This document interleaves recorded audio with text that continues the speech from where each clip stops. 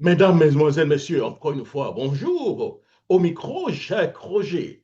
Bienvenue donc au Jacques Roger Show sur Afrique 2050 Radio. Merci de votre fidélité. Notre invité est aujourd'hui à Monsieur Valentin Kwasi, président donc de la JPDCI urbaine.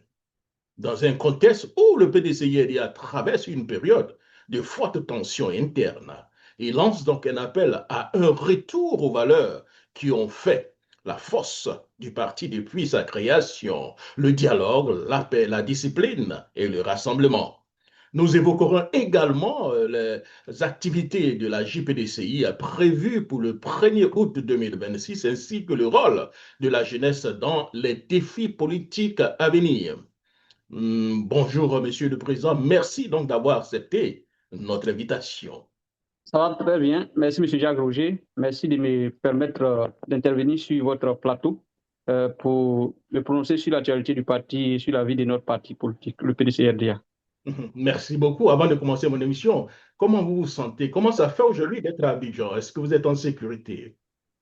Oh bien, en tant que citoyen, oui. Euh, Nous sommes en Côte d'Ivoire et nous vivons tout ce qui se passe en Côte d'Ivoire. Euh, et nous vaquons nos occupations. Quoique nous regrettons l'absence de certains dignitaires de notre parti, à commencer par le président du parti sur le territoire national. Merci beaucoup, monsieur Kwasi. Le thème de notre émission, donc, revenir donc, aux fondamentaux du PDCI, à savoir le dialogue, la paix et le rassemblement. Alors, la première partie de notre émission, monsieur le Président, avant de revenir sur notre sujet principal, nous allons parler un peu des activités de la JPDCI-EDA. Monsieur Kwasi, après donc la Convention nationale de la JPDCI, quel enseignement retenez-vous de cette grande mobilisation de la jeunesse prévue pour le 1er août 2026? Il faut dire que la jeunesse du parti est une force de mobilisation, c'est une force d'accompagnement des actions du parti dans la perspective de l'atteinte de ses objectifs de reconquête du pouvoir d'État.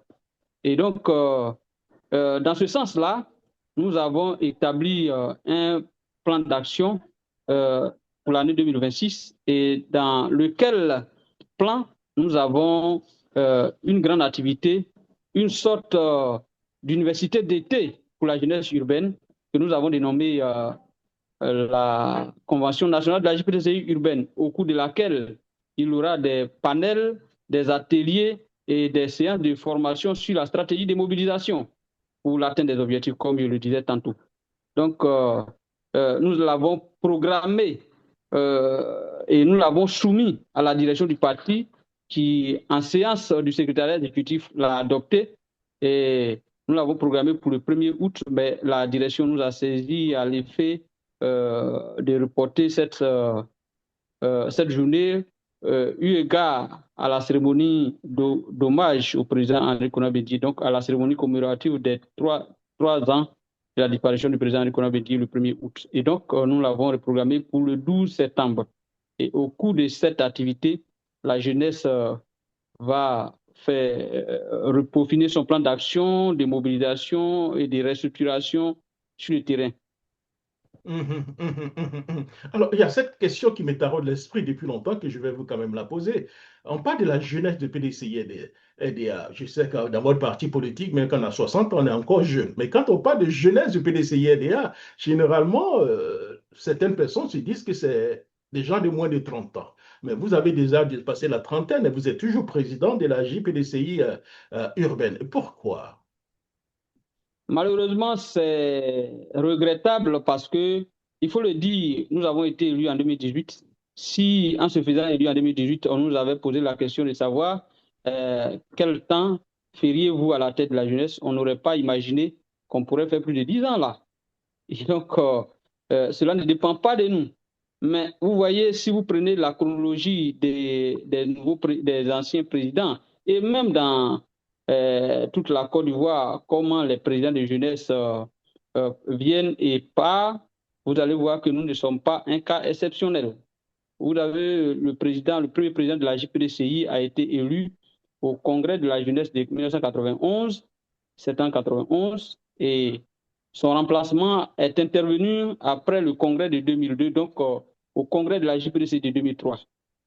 Donc de 2011 à 2003, figurez-vous que ça fait calculalement 12 ans. Après l'élection de son prédécesseur, qui est Kwadwo Konabertin, nous aussi, nous avons été élus en 2015. Vous voyez le temps que cela a mis. Mais ce cas n'est pas spécifique au PDCI-RDA.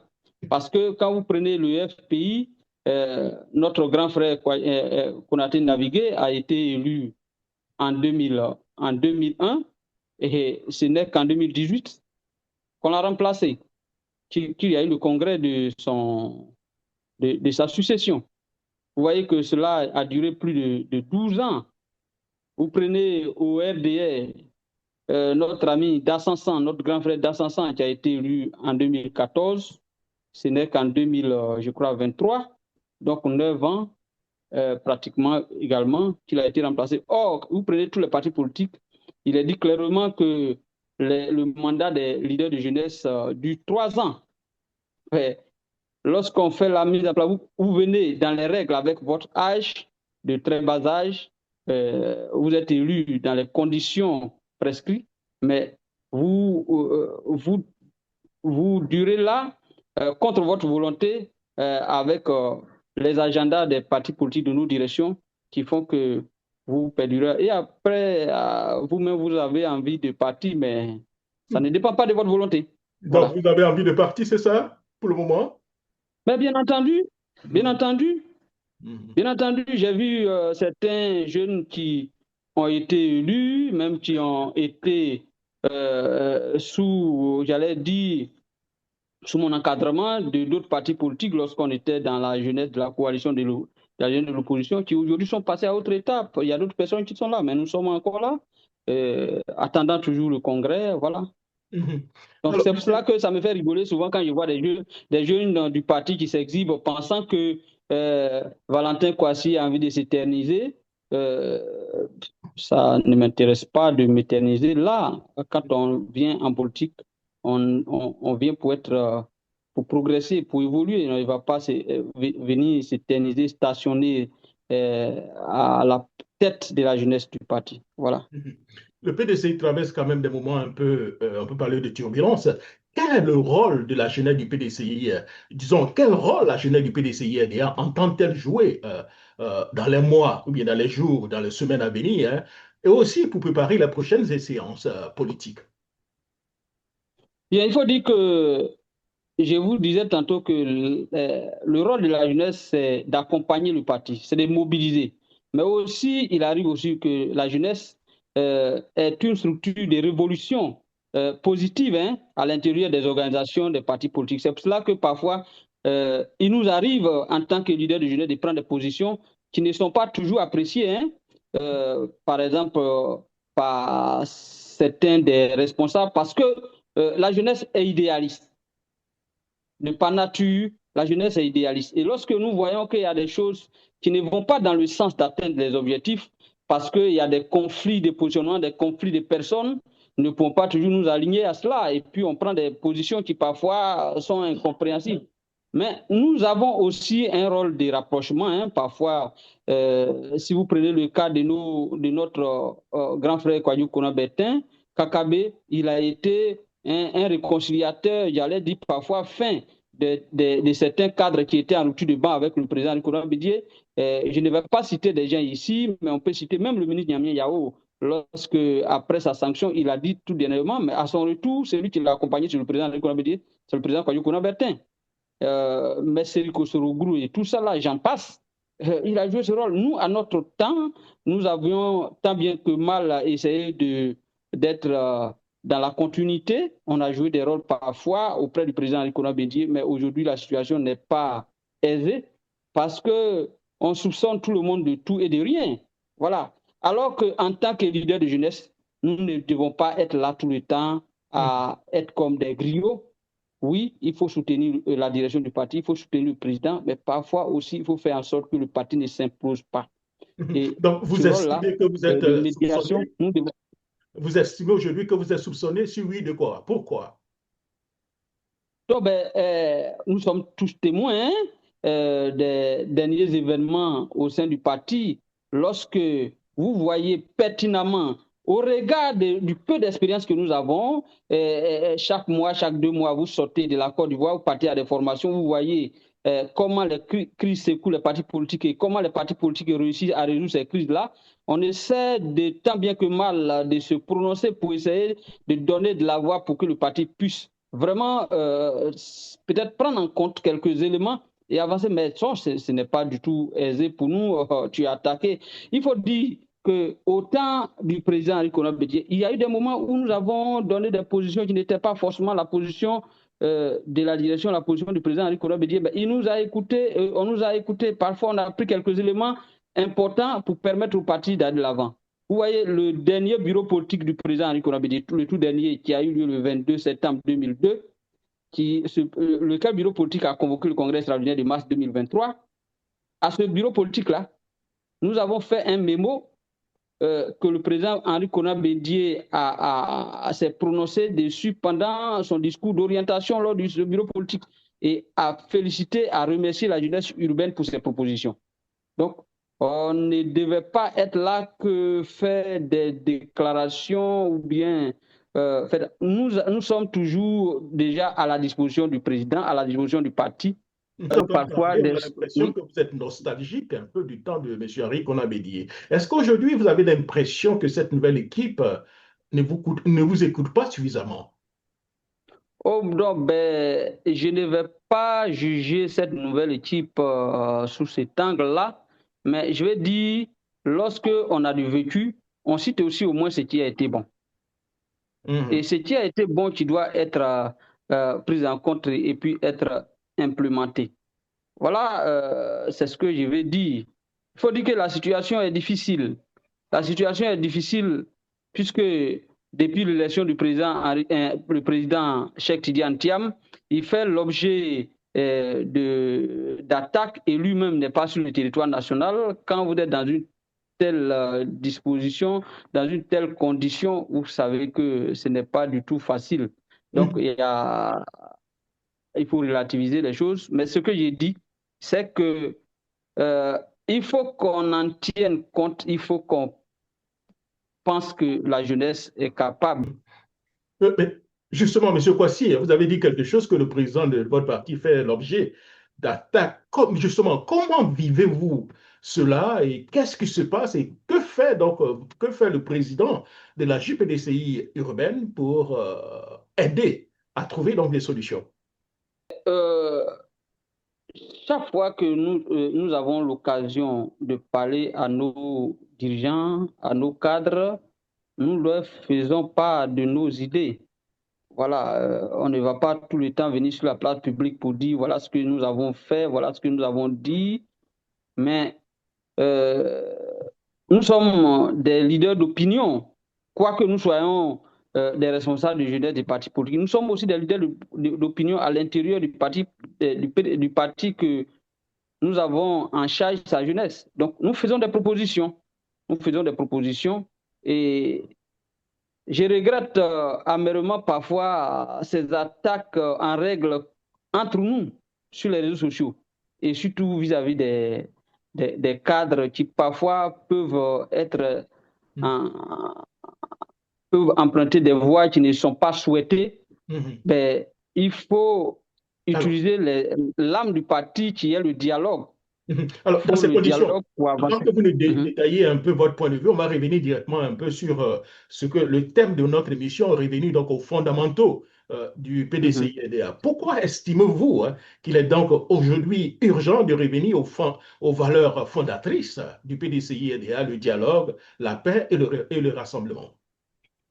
Oui, il est important de revenir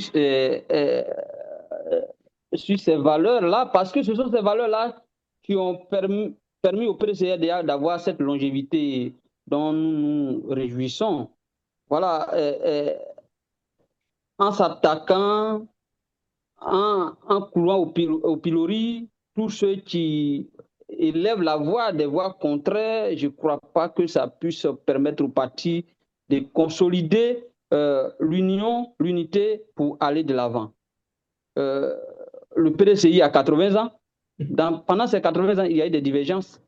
Et les anciens savent les méthodes de règlement de ces divergences par le président Félix Houphouët-Boigny et par la suite par le président Henri Konan Bédié. Ils doivent donc aider le président Tidjane Thiam à emprunter ces voies-là. Et donc, à conseiller les jeunes de notre temps, oui, les réseaux sociaux, c'est bien, mais les réseaux sociaux tels qu'utilisés ne sont pas faits pour favoriser la cohésion et donc aider le président du parti à atteindre l'objectif qui est la reconquête du pouvoir. On ne peut pas aller à la reconquête du pouvoir si nous n'avons pas l'unité, si nous n'avons pas l'entente, si nous sommes en train de nous fragmenter à l'intérieur. Et donc, il faut que nous ayons de la mesure et savoir qu'il peut y avoir des conflits, même dans un couple. Mais il faut savoir régler ces conflits-là au lieu de vilipender, au lieu de maudire, au lieu de traîner à bout certains membres qui pourront demain nous aider à sortir d'affaires quelque part. Voilà. Oui, mais vous affirmez aussi, M. Kouassi, que le vainqueur doit rassembler. Que signifie concrètement cette responsabilité donc, dans un parti politique? Avez-vous l'impression aujourd'hui que le vainqueur ou bien le camp du vainqueur de M. Thiam ne rassemble pas suffisamment ou bien n'a pas encore trouvé un mécanisme nécessaire pour rassembler pratiquement tout le monde? Nous ne devons pas parler de vainqueur et de vaincu. Nous avons un parti politique, nous avons un dirigeant, nous avons le président qui est le président Tidjane Thiam. Et en tant que tel, quel que soit l'âge, il devient le père de la famille. Il devient le père du navire PDCIRDA. Il devient le pilote du PDCIRDA. Et en tant que tel, il doit nous conduire tous à bon port. Et donc, tous ceux qui aident le président à piloter, aident le président à diriger, doivent l'aider à rassembler, doivent l'aider à ramener tous ceux qui pouvaient se perdre et non être dans un sens d'attaquer certains. On se réjouit parfois, je vois sur les réseaux sociaux, on demande à certains de quitter le PDCIRDA, de créer leur parti politique. Mais un parti politique n'a pas de vocation à chasser. Un parti politique a pour vocation à recruter, à agrandir. Et donc, si ceux que vous avez déjà, vous devez les chasser, mais à la fin, le parti ne pourra jamais conquérir des terrains perdus. Oui, mais certains vous diront que c'est la liberté d'expression, monsieur Kouassi. Certains vous diront que c'est la liberté d'expression, que nous sommes dans un parti démocratique. Alors, que répondez-vous à ça?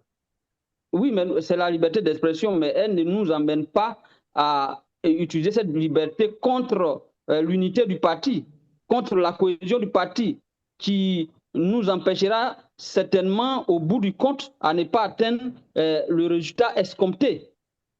Mais justement, M. Kouassi, les vous militants... savez, M. Jacques, oui. Jacques, comme vous le dites, M. Jacques, vous savez, il y a un savant, un philosophe qui dit que le bon sens est la chose la mieux partagée. Mais c'est la façon d'utiliser ce bon sens-là qui diffère des hommes. Vous savez, pense que c'est le contraire. Il y a eu des gens qui ont fait du mal quand vous prenez l'histoire du président Félix Houphouët-Boigny. D'accord. Je dirais que c'est un peu le contraire en politique. On a l'impression que c'est la mauvaise pas bien saisi. Qui est la chose la mieux partagée en politique. On a l'impression. Hein? Non, il ne faudrait pas dire. En politique, il y a aussi le bon sens. Il y a aussi le bon sens. Voilà. Et donc, on sait pertinemment que lorsque quelqu'un a fauté, il va falloir peut-être attaquer. Mais si c'est un adversaire d'en face, on peut s'attaquer en règle. Mais lorsque le conflit en interne, il faut utiliser d'autres armes, le dialogue. Le dialogue. Mais comment et c'est là que le président Félix Houphouët-Boigny nous conseille qu'en toute crise. Je demandais comment régler pratiquement tout cela. Les militants sont aujourd'hui très remontés. Comment apaiser donc les esprits sans donner l'impression donc de renoncer à ces convictions, aux valeurs de conviction de la démocratie, de la liberté donc d'expression, monsieur Kouassi? Mais c'est de la force pour créer la cohésion au sein du parti, pour nous permettre d'être une force compacte pour affronter les défis.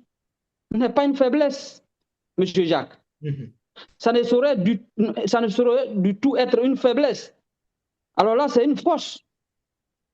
C'est une force. Mais la conviction ne nous emmène pas à attaquer à tout va tous ceux qui pouvaient aider le parti parce qu'aujourd'hui, ils se sont trompés ici et là. Non. Je crois que ce nouveau type de militantisme-là, nous devons le proscrire et faire en sorte de créer l'unité, la cohésion en prônant le consensus autour du président.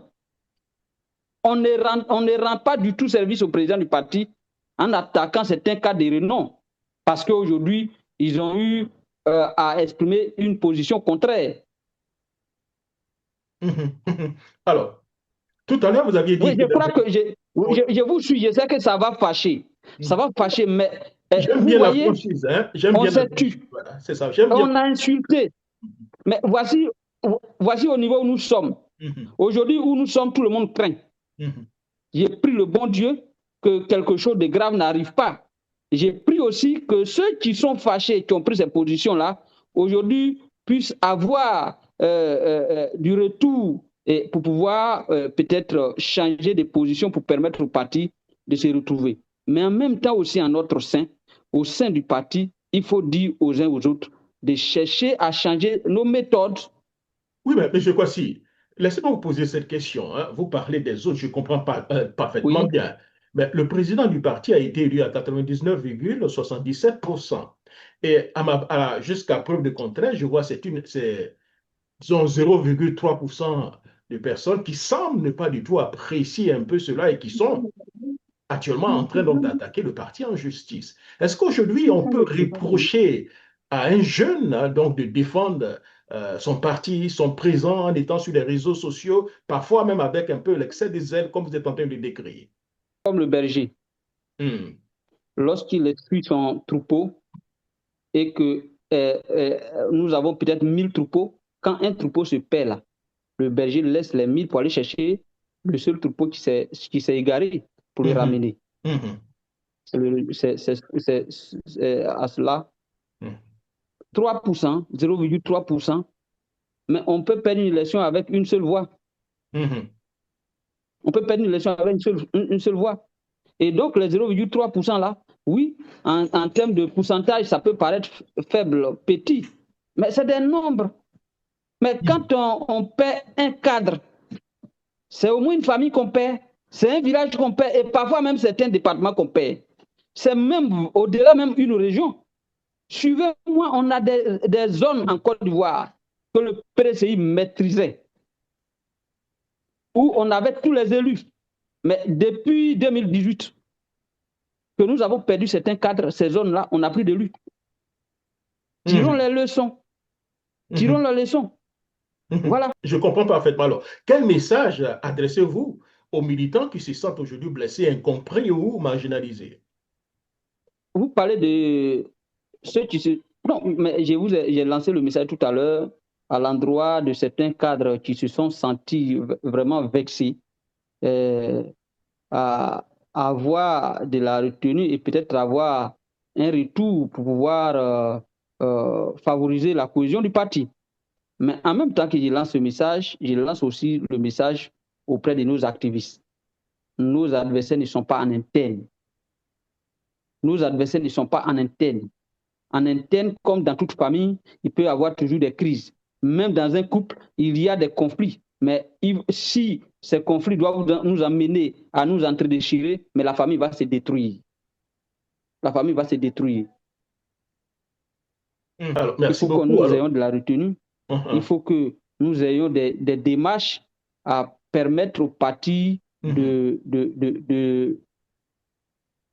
régler ces problèmes, ces crises internes pour pouvoir promouvoir la cohésion. Dans ces conditions, M. Kwasi, quel est le message que vous souhaitez adresser à ceux qui contestent donc actuellement la direction du parti? Nous appelons tout le monde autour de la table de discussion. Il faut que tous ceux qui sont fâchés, tous ceux qui pensent avoir été peut-être blessés, pensent au PDCDA, pensent au président Félix Boigny, pensent au président Henri Konan Bédié. et ne pas voir le président Cheikh Tidiane Thiam comme un alter ego, un simple alter ego, mais l'unité du parti. Aujourd'hui, c'est le président Tidiane Thiam, mais demain, ça pourrait être quelqu'un d'autre. Et donc, si aujourd'hui nous nous fragmentons, nous nous entredéchirons et que le parti disparaît, il ne pourra pas avoir la relève demain. Et nous, les plus jeunes, nous devons travailler à la vision.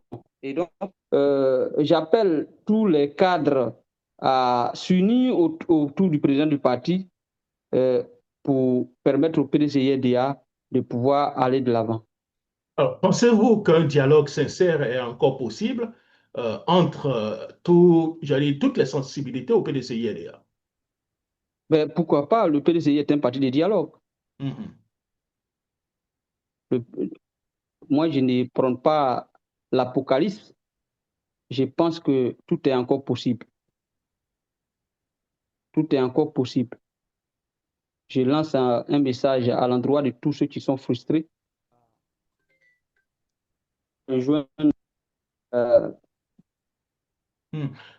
Là, nous allons certainement conclure puisque il nous reste certainement deux petites questions. Oui, bien la toute dernière question. Donc, en une minute, M. Kouassi, hein, quel appel solennel lancez-vous à tous les militants et cadres donc, du PDCI-ADA et sympathisants même du PDCI-ADA afin que le parti retrouve son unité et sa vocation du grand parti donc, de rassemblement? Je voudrais dire à l'endroit de tous, c'est de pratiquer les valeurs fondatrices du PDCI-ADA, qui est le dialogue, le pardon, la tolérance, le pardon des offenses, le pardon entre nous, fils du PDCI-ADA, quelles que soient les offenses, pour que nous puissions construire le PDCA, faire du PDCA une force invincible, une force conquérante. Et donc, j'appelle tout le monde à utiliser les voies internes, quelles que soient les offenses. On a des mécanismes internes de règlement de nos conflits. Au lieu de nous traîner dans les tribunaux, au lieu de traîner le président dans les tribunaux et tout ça, il faut revenir à la maison pour que le parti puisse régler ses problèmes en interne et pouvoir espérer reconquérir le pouvoir que nous poursuivons depuis des années. Et nous constatons amèrement que depuis 1999, le PDCI est en chute libre. De 80 maires en 2000, des 98 députés en 2000. Nous sommes passés de chute en chute jusqu'à aujourd'hui à une trentaine de maires et à une trentaine de députés. Nous devons en prendre conscience. Nous devons en prendre conscience et régler nos problèmes en interne pour que nous puissions faire espérer les Ivoiriens, nous puissions constituer une alternative crédible vis-à-vis des Ivoiriens afin que les Ivoiriens puissent reprendre confiance au PDCIDA pour que nous puissions reprendre tous les territoires perdus et conquérir le pouvoir d'État, comme je l'ai dit tantôt, derrière quoi nous courons depuis des années. Merci beaucoup, Président Valentin Kouassi. Merci donc d'avoir répondu à nos questions avec franchise. Au-delà donc des divergences, votre message, pour moi, est un appel à préserver ce qui constitue donc l'héritage du PDCI-ADA, le dialogue, le respect des uns et des autres, la paix et le rassemblement. Les prochaines semaines seront sans doute déterminantes, pour ne pas dire les prochaines heures, pour l'avenir donc du parti. Et beaucoup d'Ivoiriens espèrent voir l'intérêt collectif l'emporter donc sur les divisions. Merci beaucoup. Et si vous avez peut-être un dernier mot en 30 secondes, allez-y. Merci, M. Jacques. J'espère que mon message sera très bien entendu par surtout les activistes de notre ère. Le téléphone, il est bon.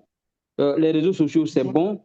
Mais ces réseaux sociaux, ces médias-là, nous serviront que lorsque nous les utiliserons dans un bon sens et non dans le sens de traquer, de mater certains militants qui n'auront pas d'autre choix parce qu'ils ont le dos au mur, d'utiliser les voies qui s'offrent à eux à attaquer le parti, et ça ne rendra pas service au président du parti, ça ne rendra pas service au PDCDA.